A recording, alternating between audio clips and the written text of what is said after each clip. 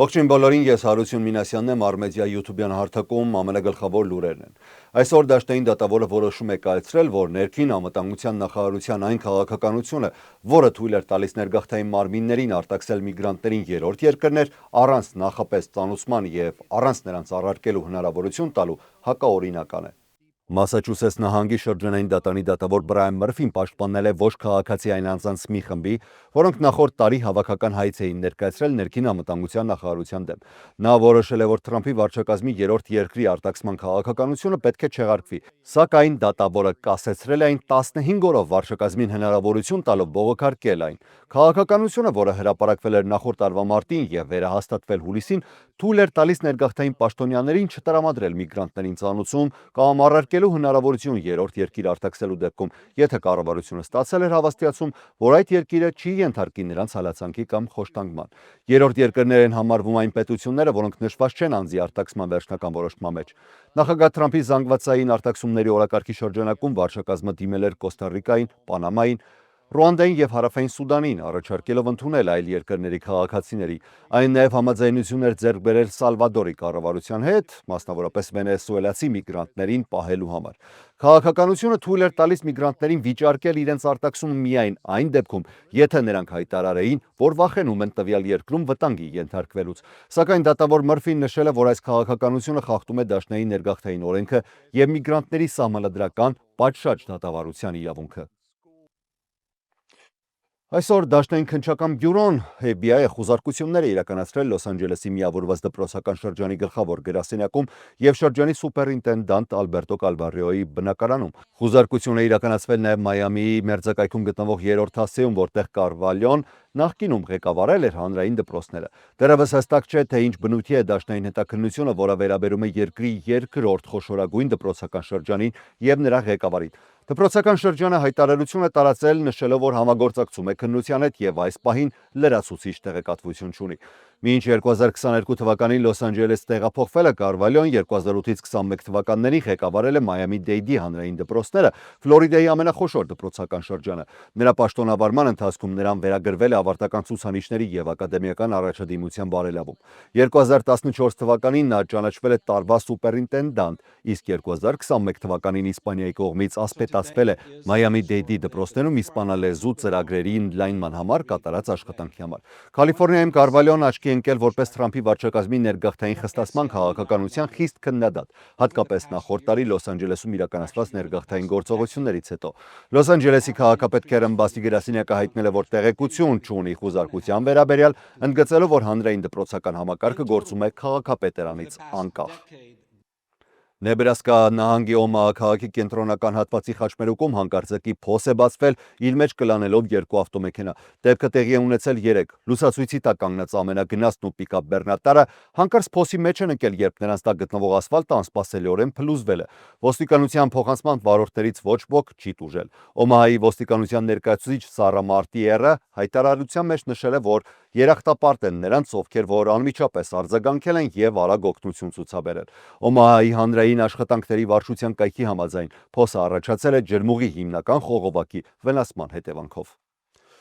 Մեկ անգամ էլ անդրադառնանք նախագահ Դոնալդ Թրամփի ուղերձին։ ԱՄՆ առաջնորդը գերազանցելով իր նախորդ ռեկորդը ելույթի տևողությամբ ներկայացրեց այս ձևաչափի պատմության ամենաերկար State of the Union ուղերձը։ Մեր ազգը վերադարձել է ավելի մեծ, ավելի լավ, ավելի հարուստ եւ ավելի ուժեղ, քան երբևէ, այսպես սկսեց նախագահը ելույթը։ Թրամփը հայտարարեց, որ Ամերիկայի համար սկսել է ոսկե դարաշրջան, սակայն ելույթը հնչեց նրա նախագահության բարդ պահին։ Նրա վարկանիշները նվազում են, Իրանի շուրջ լարվածությունը աճում է, իսկ բազմաթիվ ամերիկացիներ դժգոհ են, որ նա բավարար քայլեր չի ձեռնարկել կյանքի բարձր արժեքի խնդիրը լուծելու համար։ Ելույթի առաջին ժամը կենտրոնացած էր տնտեսության վրա, ցույց տալով, որ նախագահը լսել է խորհրդականների մտահոգությունները, որոնք զգուշացնում էին, որ վարկանիշների անկումը կարող է բարդացնել միջանկյալ ընտրությունները։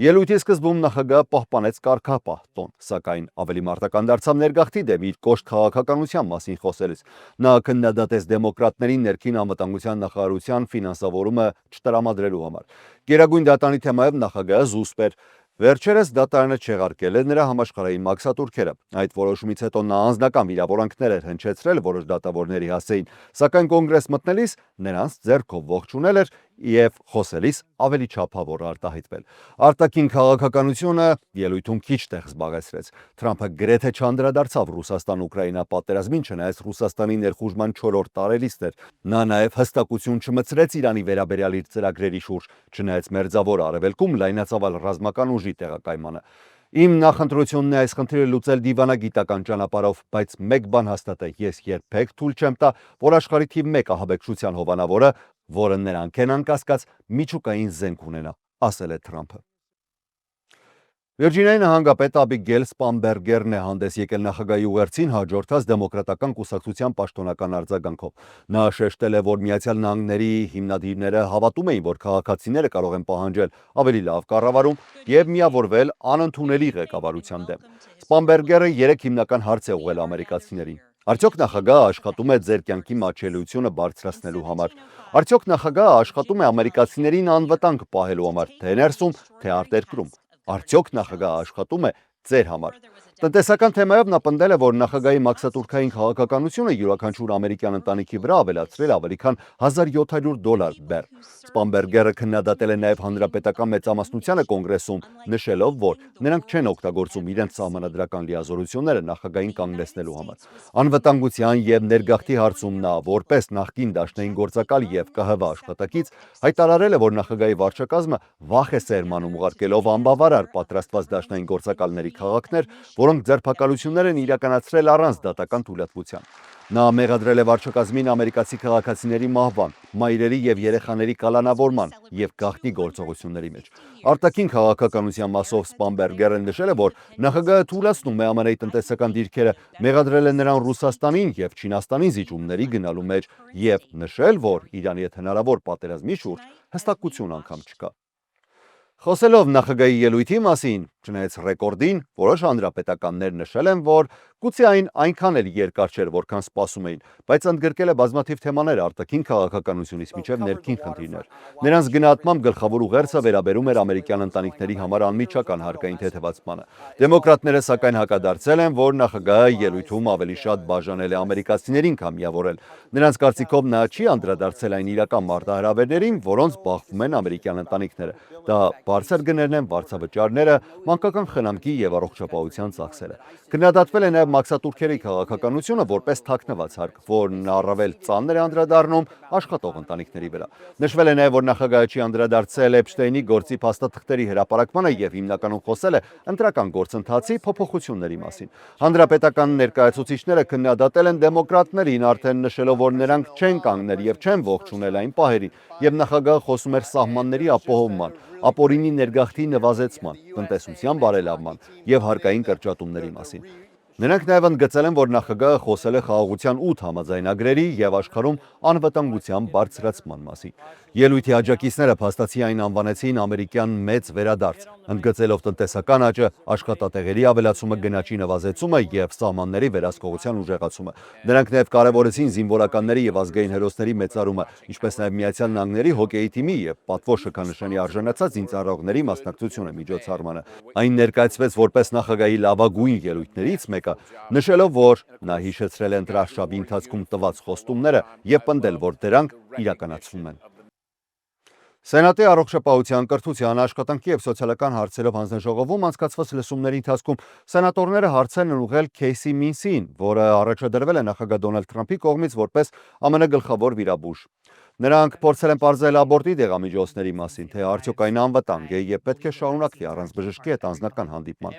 Մինսը պատասխանել է, որ յուրաքանչյուր դեղամիջոց ունի եւ ռիսկեր եւ օգուտներ, ու յուրաքանչյուր հիվանդ պետք է բժշկի հետ ունենա խորքային քննարկում եւ տեղեկացված համաձայնություն, նախքան որևէ դեղ ընդունելը։ Ծննդական վերահսկման դեղերի վերաբերյալ Մինսը ասել է, որ հակաբեղմնավորիչները պետք է լայնորեն հասանելի լինեն, սակայն կրկին շեշտել է ռիսկերի ու օգուտների քննարկման ու տեղեկացված համաձայնության կարևորությունը։ Կարմրուկի բռնկումներին եւ երեխաների մահվան դեպքերին անդրադառնալով Մինսը նշել է, որ հավատում է, որ պատվաստանյութերը փրկում են կյանքեր եւ կարևոր մաս են հանրային առողջության ռազմավարության մեջ։ Սակայն ինչպես նախորդ հարցերում, այս դեպքում էլ ընդգծել է, որ յուրաքանչյուր ծնող պետք է իր մանկաբույժի հետ քննարկի ցանկացած դեղամիջոց կամ պատվաստանյութ նախքան այն կիրառելը։ Նրա խոսքով գիտությունը փակված թեմա չէ եւ պետք է շարունակել հետազոտությունները հասկանալու, թե ինչն է նպաստում օրինակ աուտիզմի աճող մակարդակին։ Սենատում դեմոկրատները հերթական անգամ արգելափակել են ներքին անվտանգության նախարարության ֆինանսավորման օրինագիծը։ Քվեարկության արդյունքում օրինագիծը չի ստացել անհրաժեշտ 60 ձայնը։ Այս օրինագծի շուրջ համաձայնությունը ձեռք էր բերվել հունվարին եւ ներկայացուցիչների պալատում անցել էր 6 դեմոկրատների աջակցությամբ։ Սակայն Մինեապոլիսում ներգաղթի գործակալների կողմից Ալեքս Պրետի եւ Ռենե Գուդի սպանությունները փոխել են քաղաքական մթնոլորտը, ու Սենատի դեմոկրատները հիմա հրաժարվում են նախնական պայմանավորվածությունից։ Սենատի փոքրամասնության առաջնորդ Չակ Շումերը հայտարարել է, որ բանակցություններում առաջընթաց չկա։ Դեմոկրատները պահանջում են ներգաղթի քաղաքականության փոփոխություններ որպես ֆինանսավորման նախապայման։ Շումերը մասնավորապես նշել է գործակալների դեմքերը բացահայտելու պահանջը եւ խուզարկությունների համար խստացված դատական թույլատվությունների անհրաժեշտությունը։ Սենատի մեծամասնության առաջնորդ Ջոն Թյունը նշել է, որ բանակցությունները շարունակվում են ոչ պաշտոնական ձևաչափով, բայց բեկում այդուամենայնիվ չունեն։ Երեկ էլ նախագահ Դոնալդ Թրամփը եւս մեկ անգամ կոչ արեց կոնգրեսում հաստատել ֆինանսավորումը, որը ազդում է մի շարք ոլորտների վրա։ Ֆինանսների նախկին նախարար Լարի Սամերսը կհրաժարվի Հարվարդի համալսարանում դասավանդելուց համալսարանի կողմից իր եւ Ջեֆրի Էփստեյնի կապերի շուրջ իրականացվող վերանայման ֆոնին։ Այս մասին այսօր հայտարարել է համալսարանի մամուլի ծառայությունը։ Սամերսը արձակուրդի մեջ էր նոյեմբերից եւ իր հայտարարության մեջ նշել է, որ սա դժվար որոշում է ու շնորհակալություն է հայտնել այն ուսանողներին ու գործընկերներին, որոնց հետ աշխատել է ավելի քան 50 տարի։ Նա ընդգծել է, որ ապագայում նախատեսում է զբաղվել հետազոտություններով, վերլուծություններով եւ համաշխարհային տնտեսական հարցերի վերաբերյալ մեկնաբանություններով։ Լարի Սամերսը նախարարի պաշտոնը զբաղեցրել է նախագահ Բիլ Քլինթոնի օրոք, իսկ 2001 թվականից 5 տարի ղեկավարել է Հարվարդի համալսարանը որպես նախագահ։ Այս հրաժարականը հերթական հետևանքն է արդարադատության նախարարության կողմից վերջերս հրապարակված միլիոնավոր էջերի նյութերի, որոնք վերաբերում են Ջեֆրի Էփստեյնի եւ նրա երկարամյա գործընկեր ու նախկին ընկերուհի Գիլեն Մաքսվելին։ Մեքսիկայում տեղի ունեցող իրադարձությունները Միացյալ Նահանգներում հարց են բարձրացրել. Արդյոք հարևան երկիրը կարող է անվտանգ ընդունել ֆուտբոլի աշխարհի առաջնությունը։ Մեքսիկայի նախագահ Կլաուդիա Շեյնբաումը ի պատասխան հայտարարել է, որ երկրում կայանալիք ֆուտբոլի աշխարհի առաջնության ընթացքում անվտանգության առումով վտանգ չկա։ Կիրակի սպանվել էր հանցավոր աշխարհում հայտնի կարտելի առաջնորդ Նեմեսիո Օսեգերան, ավելի հայտնի El Mencho անունով։ Դեպքից հետո Խալիսկո նահանգում եւ մի շարք այլ շրջաններում բռնկվել էին բռնություններ։ Ճանապարհներ էին արգելափակվել, մեքենաներ այրվել։ Իշխանությունները հայտնում են, որ իրավիճակը աստիճանաբար կայունանում է, իսկ անվտանգության ուժերը վերահսկում են հիմնական մայրուղիները։ Մեքսիկան պատրաստվում է հյուրընկալել աշխարհի առաջնության 104 խաղերից 13-ը, որոնցից 4-ը կանցկացվեն Գվադալախարայում։ FIFA-ի նախագահ Ջանի Ինֆանտինոն հայտարարել է, որ լիովին վստահ է Մեքսիկայի պատրաստվածության հարցում։ Իրավապահ մարմինները նշել են, որ իրադարձությունները մշտապես վերահսկվում են ու այս պահին որևէ քաղաքից խաղերը տեղափոխելու հարց օրակարգում չկա։ Մեքսիկայում աշխարհի առաջնությունը կմեկնարկի հունիսի 11-ին։ Այսքանն էինք առանձնացրել օրվա լրահոսից, ես Հարություն Մինասյանն եմ, շնորհակալ եմ ուշադրության համար, առողջ եղեք։